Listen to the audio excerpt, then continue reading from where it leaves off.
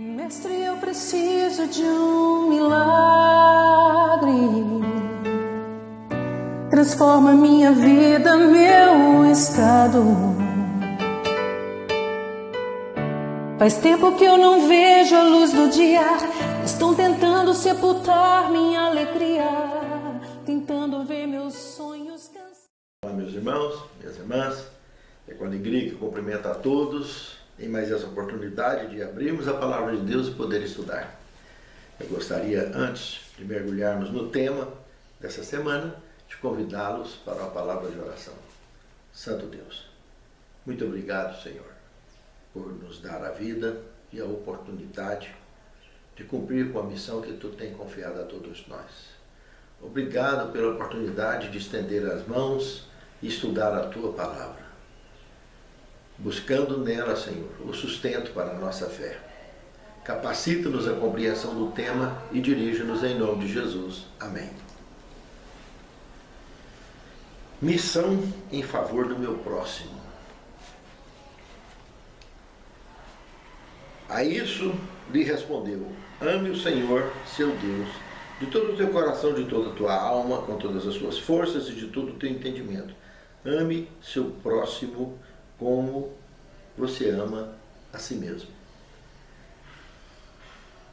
Eu diria que esse tema, por mais simples que pareça, é um dos mais tensos do cumprimento cristão citado nas Escrituras Sagradas. Sabe, irmãos, isso aqui é a abertura da parábola do bom samaritano, quando um doutor da lei chegou em Cristo pressionando-o, criando armadilha para, evidentemente, tentar de alguma forma humilhar o Senhor e impor o seu nível de conhecimento acima do dele, o que ele foi muito infeliz e levou a resposta que ele jamais esperava. E teve que juntar sua sacolinha, pôr debaixo do braço e vazar.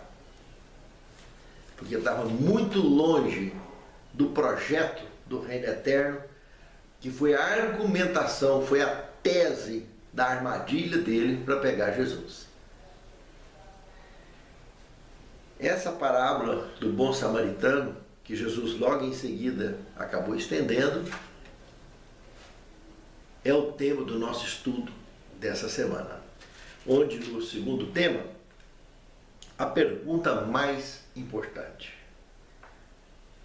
Nós, mortais, temos muitas questões, como quem somos, por que estamos aqui, o que acontece quando a gente morre, qual é o nosso destino final. Essas são perguntas mais importantes que circulam entre os mortais, porque são mortais que sabem que são mortais. Algumas pessoas pensam que os bichos, galinhas, ostras, também não sabem. Ah, mas sabem. Eles sabem que são mortais. Se não soubesse, eles não defendiam suas crias. Se não soubesse, vai mexer com a galinha choca para você ver. Vai mexer com a galinha de pintinho. Vai mexer com um bezerro novo, com um bezerro recém-nascido, perto da mãe dele. Vocês vão ver que o instinto natural deles, como o nosso também, é defender a cria, é defender a vida de alguma forma. Cada um tem sua forma de compreensão da vida e do mundo e da missão. E isso tanto é no mundo animado quanto no mundo inanimado. Os animais se comunicam entre si, têm sua forma de comunicação, a natureza toda tem sua forma de comunicação. Como que os animais foram até Noé? Porque Deus sabe a forma de comunicação deles. Comunicou com eles e eles foram. E como que eles se comportaram dentro da arca como animais selvagens, sem criar problema nenhum com Noé. Sendo que eles não viviam no jardim do Éden, para ter esse nível de compreensão. E por que que os bichos têm seus ninhos, têm seus covis, têm suas casas? Eles têm noção, sim.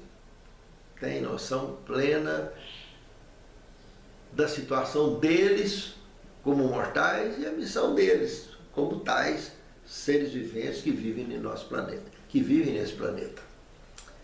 Existe mais coisa entre o céu e a terra do que a vã filosofia do homem pensa que sabe. Mas aqui essa questão que estamos estudando é muito profunda, irmãos.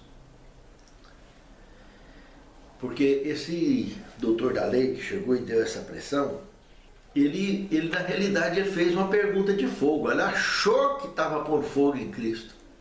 E Jesus deu uma resposta de fogo que incinerou a pergunta dele por completo e ele junto. Veja que coisa incrível, né? Ele achou que iria encantoar Jesus e saiu completamente encantoado e de língua entalada na garganta, sem ter mais o que conversar. De poder entender a missão de um mortal no mundo, no estalo de dedo, como ele entendeu em poucas e boas que Jesus deixou para ele. E para todos nós, não se esqueça disso. Interessante que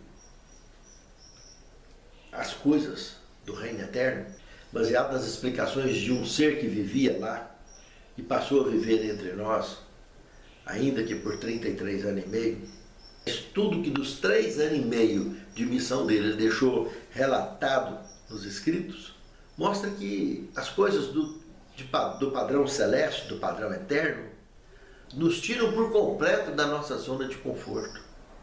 A maioria das situações vitais do reino eterno nos chocam, contrasta com os nossos hábitos e costumes. Por isso que realmente nós precisamos do quadro chamado missão para nos prepararmos, para aprendermos a nos habilitarmos para vivermos no reino eterno. Nós somos cidadãos de lá por consideração da graça de Deus, mas vivemos num mundo que ainda não é lá. Mas esse mundo voltará a fazer parte absoluta do reino eterno. Por isso que a profecia trabalha com um novo céu e nova terra. Mas até que isso aconteça, os hábitos e costumes nossos precisam ser ajustados. E esse tema que nós estamos estudando hoje, eu diria que é a base desse ajuste, que é o fundamento pleno da palavra amor, que é o que caracteriza a essência divina. No terceiro tema, o método e a resposta de Jesus. Meus irmãos, o método de Jesus se chama impacto. Impacto sábio de cunho divino. Esse impacto que ele produz na sua palavra, na forma de responder, deixa a ideia que Paulo também entendeu e transmitiu da espada aguda de 2 fios que corta até na divisa da alma, que é a palavra de Deus e Jesus é Deus. É um ser divino. Sabia o que o indivíduo ia perguntar para ele antes de pronunciar nos lábios. E Jesus já tinha a resposta, esperava só ele concluir por educação e dava a resposta. Entende, irmãos? Porque Jesus é a palavra viva e porque ele estava conectado com o Santo Espírito. Mesmo vivendo como mortal nesse mundo, foi a conexão absoluta com o Espírito Santo que dava essa sabedoria divina para ele o tempo todo. E ele se tornava um instrumento vivo do Espírito Santo aqui na terra e do Pai. Por isso que ele disse que quem vê a mim vê o Pai, quem vê o Pai vê a mim. E a palavra de Deus está aqui nas nossas mãos. O Espírito Santo que desceu lá no Pentecostes está aqui até hoje. Essas duas mesmas formas de vida e resposta, de cultura e religião e tudo mais, nós temos nas mãos. A palavra de Deus tem toda a resposta que precisamos. Agora, estamos dispostos a aceitar? Estamos dispostos a viver o que está nela? Estamos dispostos a deixar ela desempatar ou desvencilhar os mistérios e os problemas que nós enfrentamos nesse mundo? Ou a palavra de Deus só serve para nós, para aquilo que nos convém? Aí fica difícil, né? Porque nós começamos a criar regrinhas e tradições para que a religião responda aos nossos intentos, responda às nossas necessidades criadas por nós mesmos, e não as necessidades reais de seres mortais que receberão o dom da imortalidade e voltarão a viver no reino eterno, como é o projeto original da criação de Deus, dentro dos atributos da divindade: onisciência, onipresença, onipotência. Tudo isso foi trabalhado, projetado para que eu e você pudéssemos entender melhor a questão da vida, entender melhor a questão da missão individual de cada um e servir a Deus em espírito e em verdade, porque o Pai procura tais que assim o adorem. Evangelho de João, capítulo 4, verso 23. A hora vem e agora é. Presta atenção nisso, meu amado irmão. Fique atento. Quarto tema: para herdar a vida eterna. Irmãos, essa foi a pergunta que o indivíduo fez para ele, pressionando ele. O que nós devemos fazer para herdar a vida eterna? Que pergunta, hein? E ele achou que pressionaria Jesus no reino mortal com uma pergunta mortal tão sem resposta aos olhos humanos, mas plenamente clara aos olhos divinos, expresso na palavra de Deus. Ele não esperava jamais no que estaria de frente como resposta para uma pergunta aparentemente tão difícil de ser respondida. O que nós temos do Evangelho de Lucas, no capítulo 10, verso 27 e 28, pode ser também comparado com o capítulo 2 de Tiago, verso 17 a 22. Tiago, ele resume essa questão toda, dizendo que a fé sem obra, ela é morta. Ter fé sem obra, até os demônios têm. Entende? Mas fé sem obras é morta. Meus irmãos, fé vazia é uma fábrica de hipocrisia. E cristãos hipócritas, como esse mestre era um dos hipócritas dos seus dias, hoje está lotado nas igrejas tudo. Não mudou nada, está cheio. Todas as religiões do mundo estão assim de hipócritas, dos maiores aos menores. Hipocrisia absoluta. Se nós não aprendermos a conectar com a palavra, obedecer à palavra, deixar ela alinhar o nosso comportamento, porque mais importa obedecer a Deus do que aos homens. Se isso não acontecer, não estaremos preparados para viver no reino eterno. E seremos contados entre os cabritos, porque nós deixamos de fazer que nos cercam, aos pequeninos, tudo que deveria ser feito e que faz parte da minha e da sua missão. No quinto tema, amar os outros como amamos a nós mesmos. Nós podemos comparar com Mateus 22, de 37 a 40, que chegaremos à conclusão, a mesma conclusão que a pena inspirada em parábolas de Jesus, página 21, chegou. Observe o que ela escreveu aqui. O amor é o princípio básico do governo de Deus no céu e na terra, e deve ser o fundamento do caráter cristão. Unicamente isso pode torná-lo e guardá-lo inabalável, habilitá-lo a resistir às provas e tentações. Irmãos, quando Jesus lançou a parábola do samaritano em resposta à segunda pergunta que o indivíduo fez para fechar a armadilha, que a primeira ele perguntou o que deveríamos fazer para herdar a vida eterna. E quando Jesus, e ele mesmo respondeu, isso é que é o mais incrível, o próprio doutor da lei sabia a resposta. Amar a Deus acima de tudo e o próximo como si mesmo. Pronto. E Jesus respondeu bem, faça isso e viverás. Ele não aguentou, a coceira na língua foi grande. Aí ele fez a segunda resposta, ele jogou a centelha de fogo num tambor de gasolina. Imediatamente. Quem é meu próximo? Aí Jesus abre a parábola do samaritano. Quando Jesus abre a parábola do samaritano, ele criou um impacto tremendo, ele mexeu no fundo, do mais profundo da alma daquele indivíduo, como mexe com a nossa alma.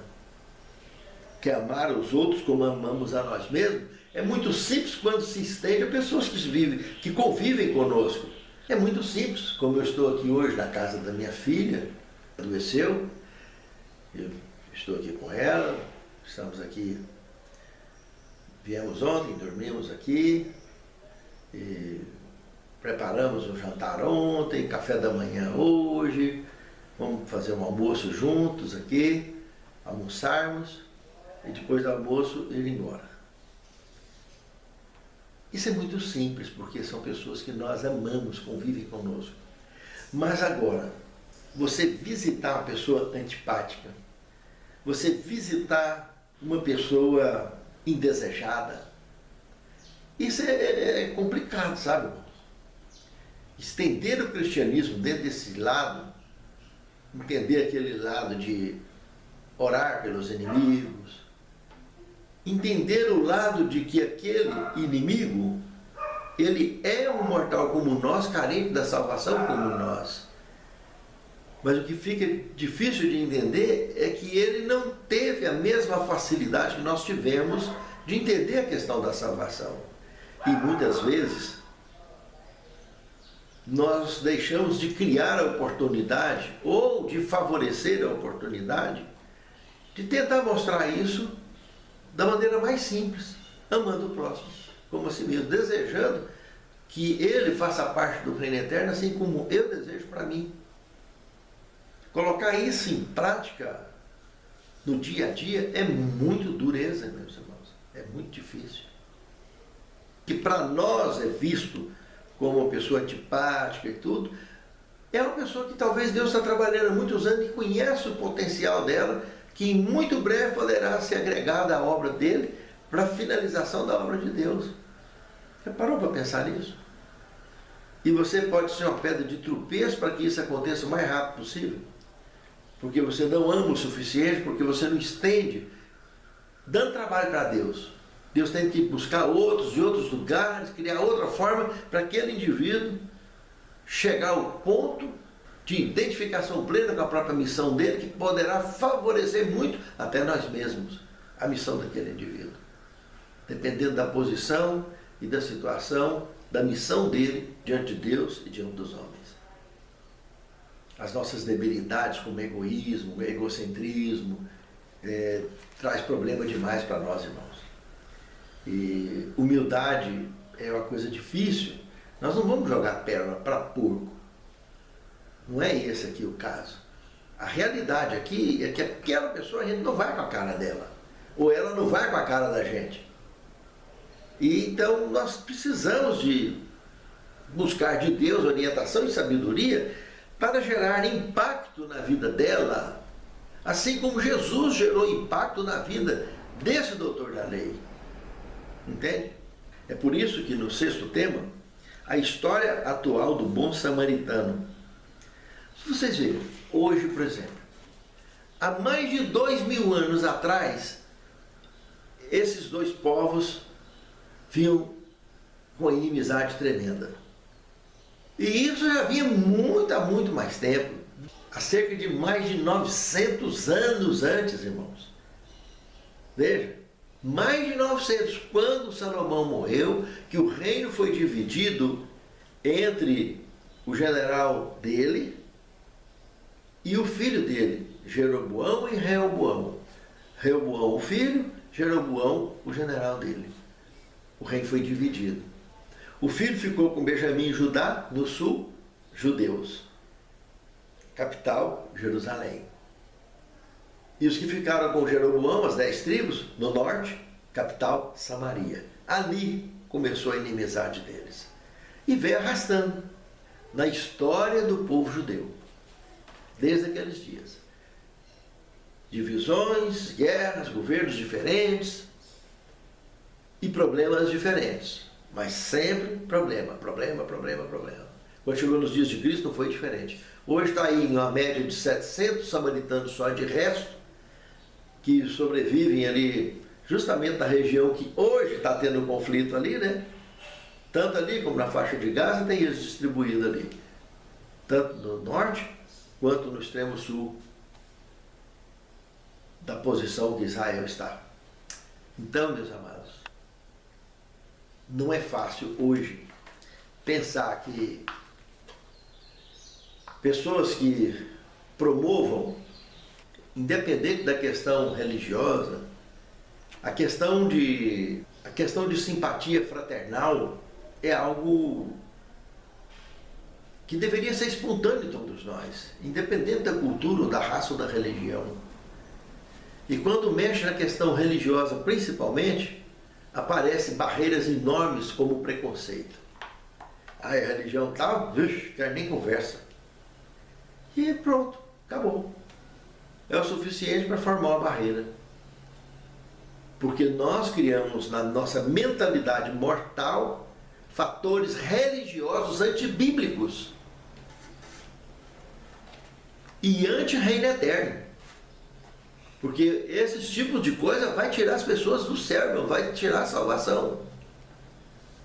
Porque Deus quer reunir todos os seres que caíram um dia e que desejam ser salvos, independente da religião, da cultura ou da raça. Deus quer reunir todos no seu reino.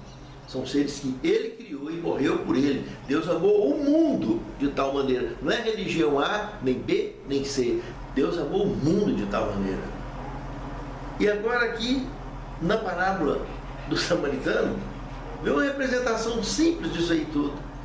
Jesus pega dois povos que eram inimigos mortais já há quase milênios e expõe uma simples história, uma parábola, uma alegoria que arrebentou e incinerou com todos os preconceitos e com todas as tradições daquele doutor da lei que veio para dar uma armadilha em cima de Cristo e saiu completamente liquidado. Jesus conta a história que um judeu vinha andando e foi pego pelos salteadores. Eles bateram nele, espancaram e roubaram, deixaram ele quase morto. Aí passa 3 indivíduos, um na seguida do outro, e percebe aquela situação. Os sacerdotes foram os primeiros e que deveria ser um exemplo digno e pleno naqueles dias de solucionar o problema, podia até, quem sabe, afugentar os marginais, e nada, que foram os primeiros, deveriam ter assistido o final da cena. Marginais com certeza devem ter corrido só de perceber pelas vestes que o sacerdote estava passando. E segundo a parábola, o sacerdote chegou perto do corpo sequer, fingiu que nem viu, virou a cabeça para o outro lado e foi embora.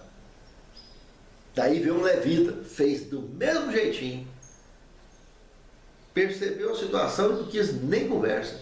E o indivíduo ali, gemendo entre a vida e a morte. E aí quem é que passa ali e resolve a situação? Justamente inimigo do povo daquele que estava ali caído, um samaritano. Por isso que a parábola chama bom samaritano. Esse samaritano veio, pegou esse indivíduo, limpou as suas feridas, deu água para ele, colocou ele no cavalo, pegou na rédea do cavalo e veio a pé, puxando o indivíduo doente montado no cavalo. Chegou na hospedaria em Samaria, tratou dele, cuidou dele, deixou dinheiro para o dono da hospedaria cuidar dele, que se faltar alguma coisa você pode gastar que eu volto aqui daqui a tanto tempo e te repõe tudo. E aí Jesus pergunta, quem é que foi o seu próximo? O que você acha? Imagina hoje, né, meus irmãos? A mesma situação pode estar ocorrendo lá de novo. E não só lá, onde está tendo a guerra entre eles, novamente, entre os palestinos e entre Israel, mas em todos os lugares. Aqui no Brasil existe segmentos políticos que se odeiam mortalmente, direita e esquerda, e no mundo inteiro tem isso. Mas e o nosso próximo? Quem que é?